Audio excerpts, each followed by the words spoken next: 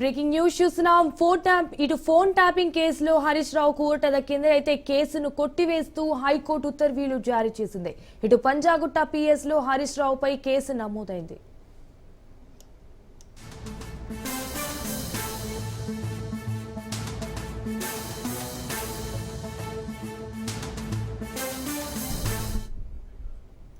Phone tapping కేసులో మాజీ మంత్రి హరీష్ రావుకు ఓటద లభించింది. అయితే కేసును కొట్టివేస్తూ హైకోర్టు ఉత్తర్వులు జారీ చేసింది. అండ్ పంజాగుట్ట పిఎస్ లో హరీష్ రావుపై గతంలో కేసు నమోదైంది.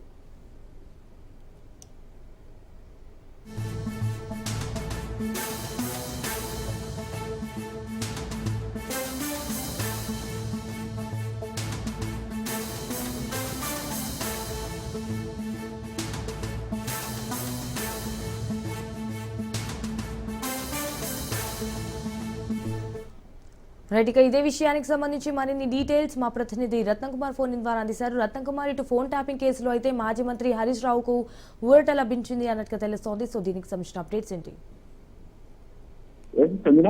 మాజీ మంత్రి హరీష్ రావు, రాధాకిషన్ రావుకు హైకోర్టులో వెంట లభించింది. ఫోన్ ట్యాపింగ్ కేసులో ఎఫ్ఐఆర్ ను పెట్టేందుకు కూడా కనీసినటువంటి పిటిషన్ కు సంబంధించి ఇంతకాలం కూడా విచారణ జరిగింది. విచారణ అనంతరం మొదట స్టే చేసిన తర్వాత ఇవాళ తుది తీర్పును వెలువరించింది. ఎఫ్ఐఆర్ ను కొట్టివేస్తూ హైకోర్టు తీర్పు చెప్పింది. పంజాగుట్ట పిఎస్ లో ఫోన్ ట్యాపింగ్ కేసుకు సంబంధించి రియల్ ఎస్టేట్ వ్యాపారి చక్రధర్ గౌడ్ ఫిర్యాదు చేశారు. ఆయన ఫిర్యాదు చేసి ఇందులో కీలక పాత్ర అనేది ఆయన ఇటు హరీష్ రావు ద్వారానే తన మీద అటు ఫోన్ ట్యాపింగ్ అనేది జరిగింది. ఆయన ఆదేశాల ప్రకారం ఇందులో ఆయన యొక్క ఇన్వాల్వ్మెంట్ అంటూ కూడా అనేక ఆరోపణలు చేస్తూ ఫిర్యాదు చేయడం జరిగింది. సో తదనంతరం పంజాగుట్ట పోలీసులు మాజీ మంత్రి హరీష్ రావు మీద ఎఫ్ఐఆర్ కూడా చేశారు. చేసిన తర్వాత తన ప్రమేయం లేదంటూ కూడా హరీష్ రావు తరఫున న్యాయవాదులు హైకోర్టులో పిటిషన్ దాఖలు చేసిన తర్వాత దాని మీద అనేక విచారణలు కొనసాగినాయి.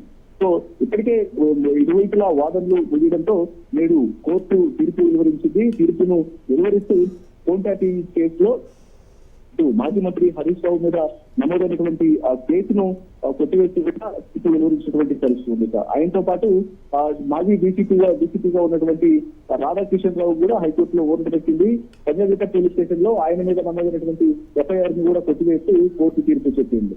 సో వీళ్ళెవరి యొక్క పాత్ర ఉంది అనేది చక్రధర్ గౌడ్ ఆరోపణలు చేస్తూ ఆయన ఫిర్యాదు చేసిన నేపథ్యంలోనే మాజీ మంత్రి హరీష్ రావు అలాగే రాధాకిషన్ రావు ఇద్దరి మీద కూడా పంజాగుట్ట పోలీసులు కేసులు నమోదు చేశారు.